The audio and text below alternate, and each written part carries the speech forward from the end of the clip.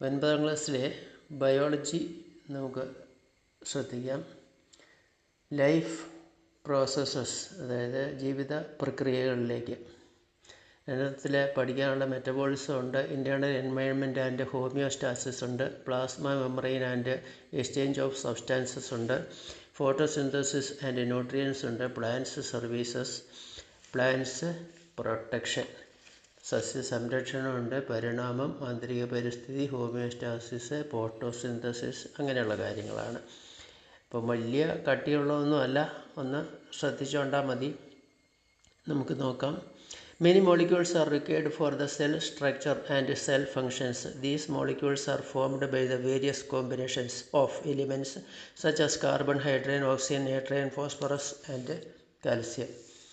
അതായത് കോശഘടനയും കോശപ്രവർത്തനങ്ങൾക്കും ധാരാളം തന്മാത്രകൾ ആവശ്യമാണ്.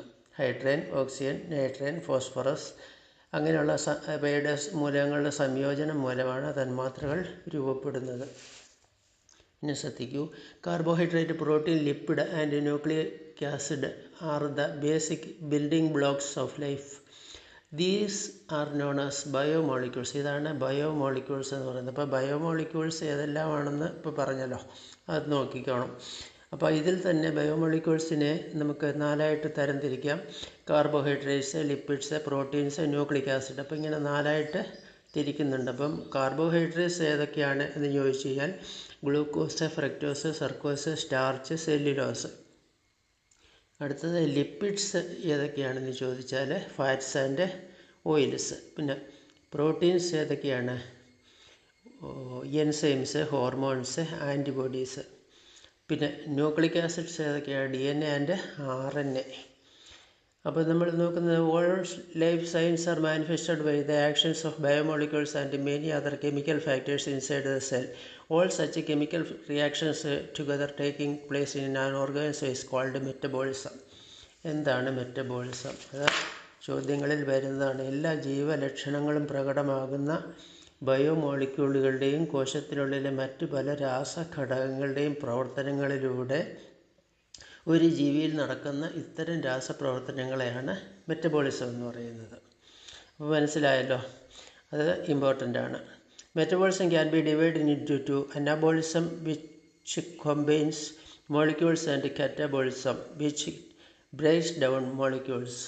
മെറ്റബോളിസത്തെ തന്മാത്രകളെ സംയോജിപ്പിക്കുന്ന അനാബോളിസം എന്നും തന്മാത്രകളെ തകർക്കുന്ന കാറ്റബോളിസമായും 2ആയിട്ട് തരംതിരിക്കാം.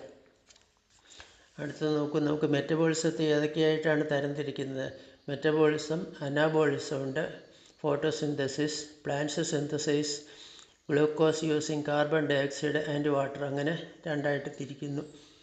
അടുത്തത് catabolism, breaking down proteins break down into amino acid. അപ്പോൾ അതും ഇമ്പോർട്ടൻ്റ് ആണ്, അത് ശ്രദ്ധിച്ചോളുക. അടുത്തത് biomolecules such as enzymes and hormones are also formed inside a cell to regulate and help metabolism. അപ്പോൾ മെറ്റബോളിസത്തെ സഹായിക്കുന്നുണ്ട് ഇത് enzymes and hormones. Analyze the description given below and gain an understanding. Find more examples of these gathering information. സസ്യങ്ങൾ carbon ഡയോക്സൈഡും വെള്ളവും ഉപയോഗിച്ച് glucose സമന്വയിപ്പിക്കുന്നു. പ്രോട്ടീനുകൾ amino ആസിഡായി വിഘടിക്കുന്നു. അതാണ് മേളിൽ എഴുതിയിരിക്കുന്നത്. പിന്നെ എൻസൈമുകൾ, ഹോർമോണുകൾ എന്നിവ ജൈവ തന്മാത്രകളും കോശത്തിനുള്ളിൽ സഹായിക്കുകയും രൂപപ്പെടുകയും ഉപാപചയ പ്രവർത്തനങ്ങളെ നിയന്ത്രിക്കുകയും സഹായിക്കുകയും ഒക്കെ ചെയ്യുന്നു എന്നുള്ളതാണ് ആദ്യം കണ്ടത്. Enzymes and hormones. Enzymes are molecules which help to speed up the countless chemical reactions that take place in organism every moment. Most enzymes are proteins. Salivary amylase present in saliva and pepsin present in gastric juice are examples for enzymes. അപ്പോൾ enzymes എന്താണ്? എൻസൈമുകൾ, ഹോർമോണുകൾ എന്നിവ ജൈവ തന്മാത്രകളും കോശത്തിനുള്ളിൽ സഹായിക്കുകയും രൂപപ്പെടുകയും ചെയ്യുന്നു. അപ്പോൾ അത് നമുക്ക് പറഞ്ഞതാണ്. ഇനി അടുത്തത്, ഓരോ നിമിഷവും ശരീരത്തിൽ നടക്കുന്ന എണ്ണമറ്റ രാസപ്രവർത്തനങ്ങളെ വേഗത്തിലാക്കാൻ സഹായിക്കുന്ന തന്മാത്രകളാണ് എൻസൈമുകൾ. മിക്ക എൻസൈമുകളും പ്രോട്ടീനുകളാണ്. അതൊക്കെ ശ്രദ്ധിച്ചോണം. ഉമിനീരിൽ അടങ്ങിയിരിക്കുന്ന ഡെലിവറി അമലേസും ഗ്യാസ്ട്രിക് ജ്യൂസിലുള്ള പെപ്സിനും എൻസൈമുകൾക്ക് എക്സാമ്പിൾസാണ്. അടുത്ത ഹോർമോൺ എന്താണെന്ന് നോക്കാം. Hormones are chemical molecules that regulate and coordinate biological processes. These are produced by various endocrine glands. അപ്പോൾ അത് പ്രൊഡ്യൂസ് ചെയ്യുന്ന എൻഡോക്രൈൻ ഗ്ലാൻഡ്സ് ആണ്. Testosterone, estrogen and progesterone that control the function of sex organs are examples for hormones. വിവിധ endocrine ഗ്രന്ഥികൾ ഉൽപ്പാദിപ്പിക്കുന്ന ജൈവ പ്രക്രിയകളെ നിയന്ത്രിക്കുകയും ഏകോപിപ്പിക്കുകയും ചെയ്യുന്ന രാസതന്മാത്രകളാണ് ഹോർമോൺസ്. അത് ഏതൊക്കെയാണ്?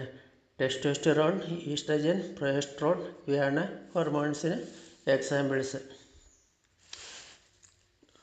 ഇനി അടുത്തത് നമുക്ക് unicellular organism substances from the external environment enter the cytoplasm through the cell membrane. Cell മെംബ്രെയിനിലൂടെയാണ് ഉള്ളിലേക്ക് പോകുന്നത്. അടുത്ത substances received from the external environment undergo certain changes and reach the extracellular fluids. From there it enters the cytoplasm through the cell membrane. അത് നോക്കിക്കൊള്ളാം. പിന്നെ മൂന്നാമത്തെ through the cell wall and through extracellular spaces. ജീവജാലങ്ങളിൽ ആവശ്യമായ ചില ഘടകങ്ങൾ കോശത്തിനുള്ളിൽ സമന്വയിക്കപ്പെടുന്നു. ഏകകോശ ജീവികളിൽ, അതാണ് യൂണിസെല്ലുലർ ഓർഗാനിസംസ്, ഏകകോശ ജീവികളിൽ ബാഹ്യ പരിസ്ഥിതിയിൽ നിന്നുള്ള പദാർത്ഥങ്ങൾ കോശസ്തരത്തിലൂടെ സൈറ്റോപ്ലാസത്തിലേക്ക് പ്രവേശിക്കുന്നു. അടുത്തത് substances received from the external environment undergo certain changes and, അത് പറഞ്ഞല്ലോ, ബാഹ്യ പരിസ്ഥിതിയിൽ നിന്ന് ലഭിക്കുന്ന പദാർത്ഥങ്ങൾ ചില മാറ്റങ്ങൾക്ക് വിധേയമാകുകയും ബാഹ്യകോശ ദ്രാവകത്തിലെത്തുകയും ചെയ്യുന്നു. അവിടെ നിന്നാണ് കോശസ്തരത്തിലൂടെ സൈറ്റോപ്ലാസത്തിലേക്ക് കടക്കുന്നത്. ഇനി നമുക്ക് പ്രധാനപ്പെട്ടത് in animals the fluids formed in the space between the cells extracellular fluids serves as the internal environment. The internal environment of plants consists of cell wall and their components, extracellular fluids and air sacs between the cells. Keeping the composition of the internal environment constant is called homeostasis. അപ്പോൾ എന്താണ് homeostasis എന്ന് പറഞ്ഞാൽ? ആന്തരിക പരിസ്ഥിതിയുടെ ഘടന സ്ഥിരമായി നിലനിർത്തുന്നതിന് homeostasis എന്ന് വിളിക്കുന്നത് ശ്രദ്ധിച്ചോണം. അത് ചോദിക്കുന്ന ചോദ്യങ്ങളാണ്. പിന്നെ അടുത്ത് homeostasis needs to be maintained for the smooth functioning of metabolism. Disruption of the chemical composition of the internal environment can be threatening to life. മെറ്റബോളിസത്തിന് ആവശ്യമായ ലളിതമായ തന്മാത്രകൾ ആന്തരിക പരിസ്ഥിതിയിൽ നിന്നും കോശസ്തരങ്ങളിലൂടെ കോശങ്ങളിലേക്ക് പ്രവേശിക്കുന്നു. പിന്നെ exchange of materials through cell membrane, കോശസ്തരത്തിലൂടെ വസ്തുക്കളുടെ കൈമാറ്റം. You have learned about the structure of cell membrane, which are the main components of cell membranes. Cell മെംബ്രെയിൻസിൻ്റെ നാം പഠിച്ചു കഴിഞ്ഞു. പിന്നെ അതിൻ്റെ പ്രധാന ഘടകങ്ങൾ നമുക്ക് നോക്കാം. Only certain molecules can pass through the plasma membrane. Water, oxygen, carbon dioxide etc. can easily pass through it. അപ്പോൾ ഈസി ആയിട്ട് കടന്നു പോകുന്നതാണ് ഇത്രയും പറഞ്ഞ കാര്യങ്ങൾ, വാട്ടർ, ഓക്സിജൻ ഇങ്ങനെയുള്ളത്. But certain substances and ions can only pass through special channels. Special ചാനലുകളിലൂടെ മാത്രമേ പോകുന്നുള്ളൂ, കടന്നു പോകുന്നു. പോറസ്, ചില സുഷിരങ്ങളിൽ കൂടി മാത്രമേ പോകുന്നുള്ളൂ. അത് രണ്ടും ഒന്ന് ശ്രദ്ധിച്ചോണം. Present in the plasma membrane. Molecules are constantly passing in and out of the cell. അത് നോക്കിക്കോളുക. പിന്നെ take a thin outer layer of spinach royo leaf, cut it into 2 pieces and put on in fresh water and the other in concentrated salt solution. After 2 minutes transfer both the layers of a slide and observe under a microscope. ഈ റിയോയുടെയും spinach, ചീരയുടെയും ഇലകൾ നമ്മൾ പച്ച വെള്ളത്തിലും മറ്റേത് ശുദ്ധമായ വെള്ളത്തിലും മറ്റേത് ഉപ്പുവെള്ളത്തിലും ഒന്ന് ഇട്ട് കഴിഞ്ഞാൽ അവിടെ എന്താണ് സംഭവിക്കുന്നത് നമുക്ക് നോക്കാം. കോശസ്തരത്തെ പ്ലാസ്മ മെംബ്രെയിൻ എന്ന് വിളിക്കുന്നത് നമ്മൾ നേരത്തെ പറഞ്ഞതാണ്. ചില തന്മാത്രകൾക്ക് മാത്രമേ പ്ലാസ്മ മെംബ്രെയിനിലൂടെ കടന്നു പോകാൻ കഴിയൂ. അതാണ് നമ്മൾ ആദ്യം വായിച്ചത്. വെള്ളം, ഓക്സിജന്, കാർബൺ ഡൈ ഓക്സൈഡ്, അത് ശ്രദ്ധിച്ചോണം. അടുത്ത പ്ലാസ്മ മെംബ്രെയിനിലൂടെ ജലതന്മാത്രകൾ കടന്നു പോകുന്നുണ്ട്. ചീര, റിയോ എന്നിവയുടെ നേർത്ത പുറംപാളി നമ്മളെടുത്ത് വെള്ളത്തിലിട്ടു, ഒന്ന് ഉപ്പ് വെള്ളത്തിലിട്ടു. ഇപ്പോൾ 2 പാളികളും സ്ലൈഡിലേക്ക് മാറ്റി മൈക്രോസ്കോപ്പിലൂടെ നമ്മൾ പരിശോധിക്കുക.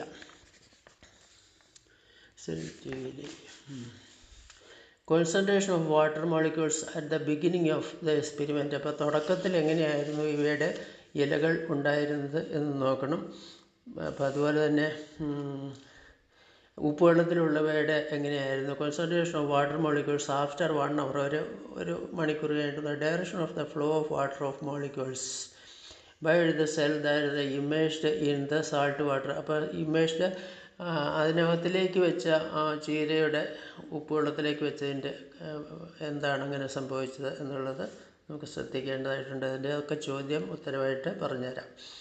അടുത്തത് എന്താണ് ഓസ്മോസിസ് എന്ന് പറഞ്ഞാൽ എന്താണ് നോക്കാം. Osmosis is the movement of water molecules from a region of its higher concentration to a region of its lower concentration through a semi permeable membrane.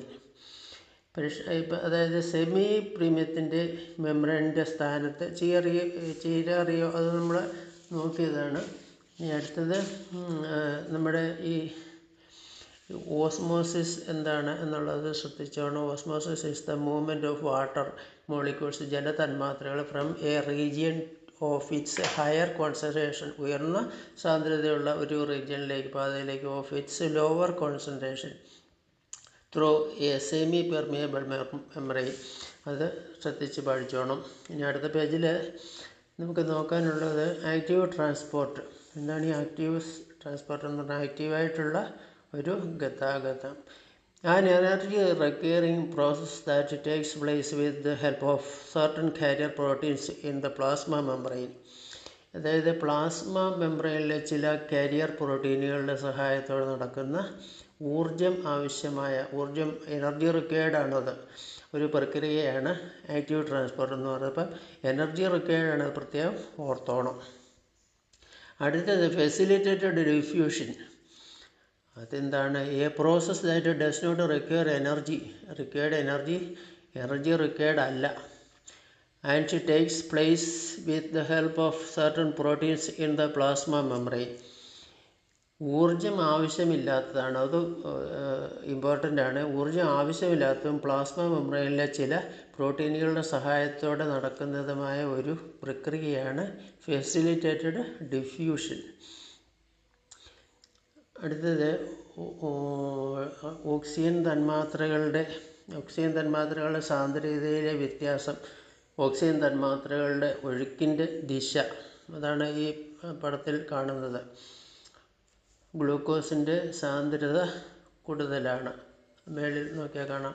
Concentration of glucose is more, concentration of ions are more. ഇനി നമുക്ക് എന്താണ് അടുത്ത page നോക്കാം. The nature of flow of nucleus, name of the process.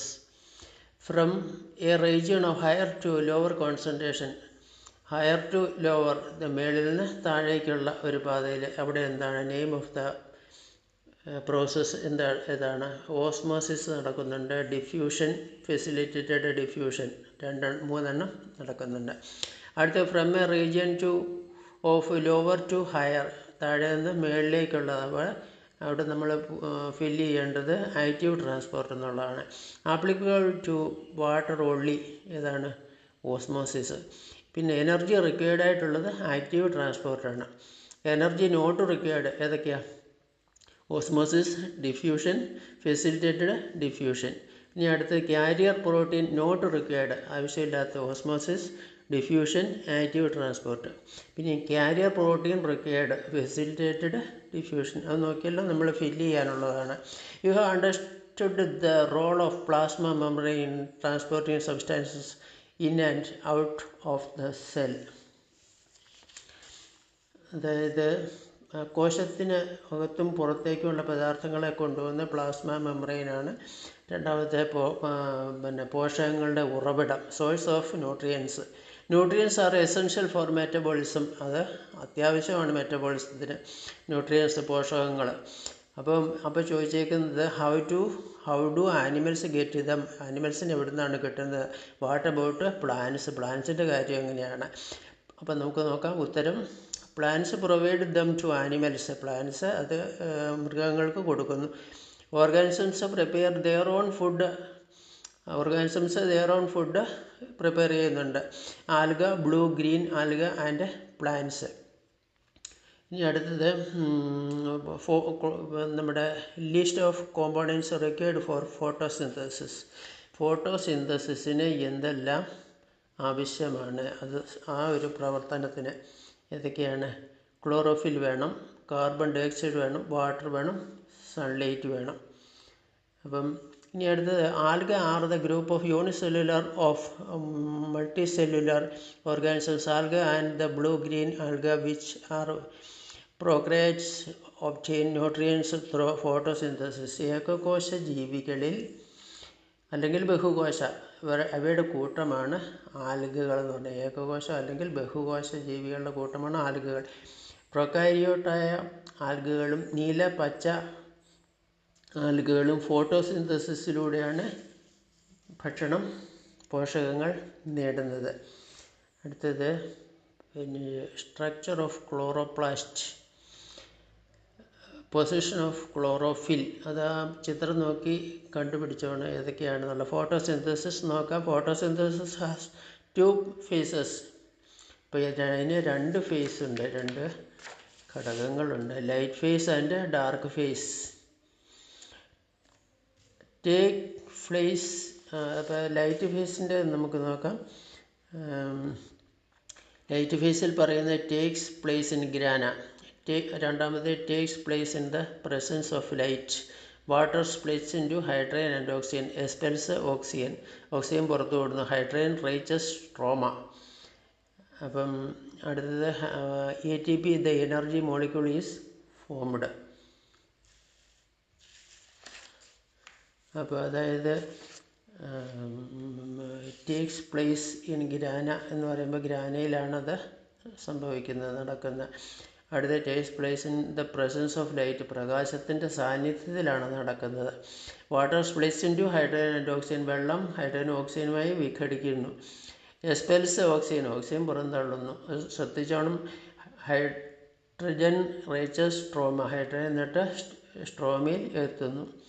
ATP, the energy molecule is formed. അങ്ങനെ ATP ഊർജ്ജ തന്മാത്ര രൂപപ്പെടുന്നു. അപ്പോൾ ലൈറ്റ് ഫേസിൻ്റെ ഇത്രയും കാര്യങ്ങൾ ഓർക്കണം. അപ്പോൾ നമുക്ക് നോക്കാം ഈ ഡാർക്ക് ഫേസിൽ എന്താണ് സംഭവിക്കുന്നത്.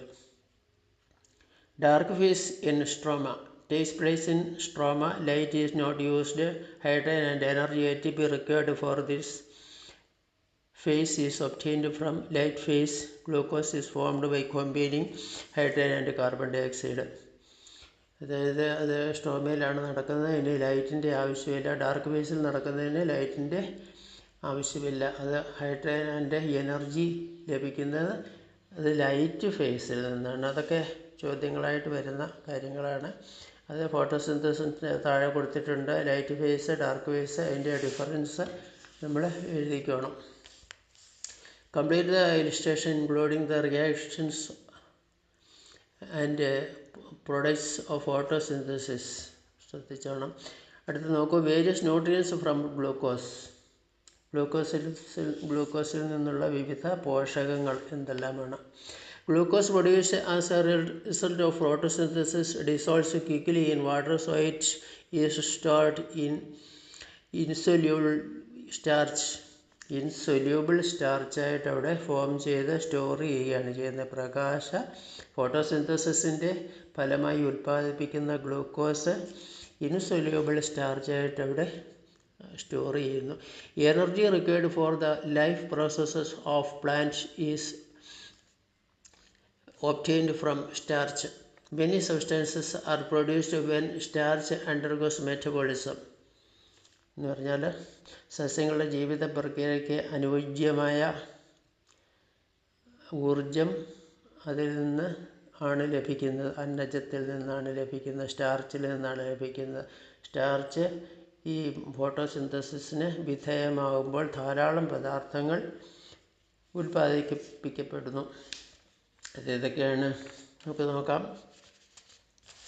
ഫോട്ടോസിന്തസിസ് ഗ്ലൂക്കോസ് ആവുന്നു, പിന്നെ സ്റ്റാർച്ച് ആവുന്നു, സർക്കോസ് ആവുന്നു, പിന്നെ സർക്കോസ് ആവുന്നു, പ്രോട്ടീൻ ആവുന്നു, ഫാറ്റ് ആവുന്നു, വൈറ്റമിൻസ് ആവുന്നു, ഫ്രക്ടോസ് ആവുന്നു, സ്റ്റാർച്ച് ആവുന്നു. താഴെ കൊടുത്തിട്ടുണ്ട്. പിന്നെ അടുത്തത് വേരിയസ് ന്യൂട്രിയൻസ് ഏതൊക്കെയാണ്? Carbohydrate, protein, vitamins, minerals, water, vitamins. ഇത്രയും കാര്യങ്ങളാണ്. പിന്നെ നമുക്ക് നോക്കേണ്ടത് nutrients produced by plants through metabolism reach herbivores through food. Herbivores സസ്യജീവികൾ ഫുഡിൽ നിന്നാണ് അവയ്ക്ക് കിട്ടുന്നത്. Nutrients produced by plants produce ചെയ്യുന്ന ന്യൂട്രിയൻസ് അത് പശുക്കൾ അല്ലെങ്കിൽ അങ്ങനെയുള്ള പിന്നെ ഹെർബിവറസ് ഭക്ഷിക്കുന്നു. Herbivores are eaten by carnivores. Haven't you understood why plants are called autotrophs? അപ്പോൾ എന്തുകൊണ്ടാണ് പ്ലാന്റ്സിനെ ഓട്ടോട്രോപ്സ് എന്ന് പറയുന്നത്? ആ ഖണ്ഡിക നോക്കിക്കോണം. ന്യൂട്രിയൻസ് പ്രൊഡ്യൂസ്ഡ് എന്നുള്ള ആ ഖണ്ഡിക നോക്കിക്കോണം. Substantial amount of oxygen in the atmosphere is released by producers in the ocean.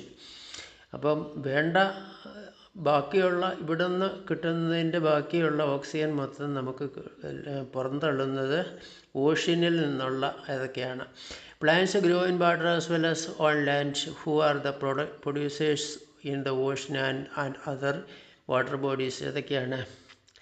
Photo plankton, algae, water plants ഇവയാണ്. Pollution is the most serious threat the marine ecosystem faces. As a result species become extinct in large numbers.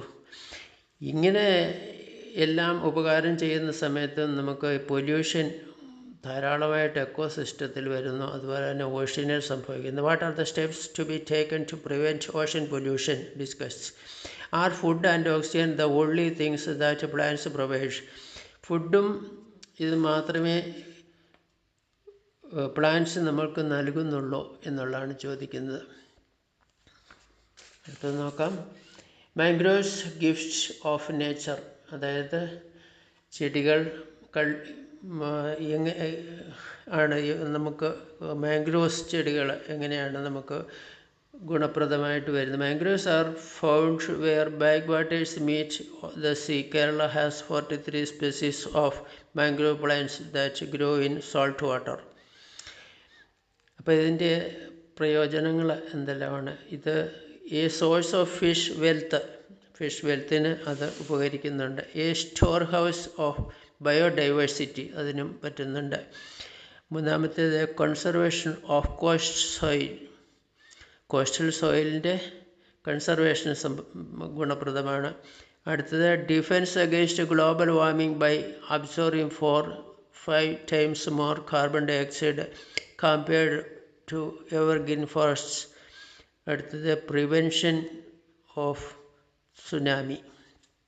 ഇപ്പോൾ സുനാമിയുടെ ഇതിന് വരെ വളരെ പ്രയോജനപ്രദമാണ് ഇങ്ങനെയുള്ള കാര്യങ്ങളൊക്കെ. അപ്പം മാംഗ്രോവ്സിൻ്റെ അതൊരു gift of നേച്ചറാണ്. അപ്പോൾ അതിൻ്റെ ഏതൊക്കെയാണ് കാര്യങ്ങളെന്നത് ശ്രദ്ധിച്ചോളണം. അത് അറിയാമല്ലോ. സോഴ്സ് ഓഫ് ഫിഷ് വെൽത്ത് അതിന് കൊള്ളാവുന്നതാണ്. പിന്നെ അതുപോലെ തന്നെ സ്റ്റോർ ഹൗസ്, അപ്പോൾ അതിന് കൊള്ളാം. പിന്നെ പ്രിവെൻഷൻ ഓഫ് സുനാമി, അതൊക്കെ ഇമ്പോർട്ടൻ്റ് ആണ്. Why are the plants are known as autotrophs and the animals are heterotrophs? Animals എന്തുകൊണ്ടാണ് ഹെട്രോട്രോപ്സ് എന്ന് പറയുന്നത്? അതായത് പ്ലാന്റ്സ് ഓട്ടോട്രോപ്സ് ആണ്, തന്നെത്താനെ ഭക്ഷണം ഉണ്ടാക്കി ഭക്ഷണം കഴിക്കുകയാണെങ്കിൽ അത് വേറൊരാളെ ആശ്രയിക്കുന്നില്ല. വേരുകൾ താഴേക്ക് ചെന്ന് അതിനെ ഭക്ഷിക്കുന്നതുകൊണ്ടാണ് ഈ ആനിമൽസിന് ഹെട്രോട്രോപ്സ് എന്ന് പറയുന്നത്. Nutrients that are perhaps prepared by plants through photosynthesis. അത് ഫോട്ടോസിന്തസിൻ്റെ അടിസ്ഥാനത്തിൽ ഭക്ഷണം റെഡിയാക്കുന്നു. It reached to the animals through food. Animals cannot prepare their own food. അപ്പോൾ ആനിമൽസ് തന്നെത്താൻ്റെ ഭക്ഷണമൊന്നും ഉണ്ടാക്കുന്നില്ല. നോക്കൂ, glucose is converted into insoluble starch, അങ്ങനെയുള്ള കാര്യങ്ങളൊക്കെ നോക്കിക്കോണം. അടുത്ത ഡാർക്ക് ഫേസിൽ എന്തെല്ലാമാണ് takes place in grana, light is not used, അങ്ങനെയുള്ളത് ശ്രദ്ധിച്ചോണം. പിന്നെ structure of chloroplast. Chloroplast has 2 membranes. എന്താണ്? Outer membrane and inner membrane. Fluid part of chloroplast is known as stroma. Stroma എന്താണെന്ന് ചോദിക്കുന്നത്. There R membranes sacs seen inside the chloroplast. They are called thylakoids. Thylakoids are placed one above the forming of stacks called grana. പിന്നെ position of chloroplast ഏതാ? In grana. അത് നോക്കിയാണ്. Components required for photosynthesis ഏതൊക്കെയാണെന്ന് നമ്മൾ മുമ്പ് പറഞ്ഞു. Chlorophyll, sunlight, carbon dioxide, water. എന്താണ് active transporter? ശ്രദ്ധിച്ചല്ലോ. അടുത്തത്, what are the similarities difference between osmosis and diffusion, അതും പറഞ്ഞതാണ്. പിന്നെ ഓസ്മോസിസ് എന്താണെന്ന് പറഞ്ഞു. Osmosis the movement of water molecules from region to higher concentration to the region to is lower concentration through semi permeable membrane. അപ്പോൾ അത് underline ചെയ്തോണം. Why does internal environment of plants consist of? അത് നോക്കിയാണ്. Extra cellular fluid and air സാക്സ് എന്നുള്ളതാണ് അതിൻ്റെ ഉത്തരം. What are the similarities? Which is difference between enzymes and hormones? അത് വളരെ ഇമ്പോർട്ടൻ്റ് ആണ്, ശ്രദ്ധിച്ചാണ്. How can metabolism divided into? എന്താണ്? രണ്ടായിട്ടാണ് തിരിച്ചിരിക്കുന്നത്. ഏതൊക്കെയാണ്? Anabolism and catabolism. അപ്പോൾ ഇത്രയൊക്കെ ഉള്ളൂ. ഈ ഒരു ചാപ്റ്ററിൽ നമുക്ക് അടുത്ത ഒരു അധ്യായമായിട്ട് വീണ്ടും എത്താം. എല്ലാവരും അവരവരുടെ പ്രതികരണങ്ങൾ അറിയിക്കുക. Thank you.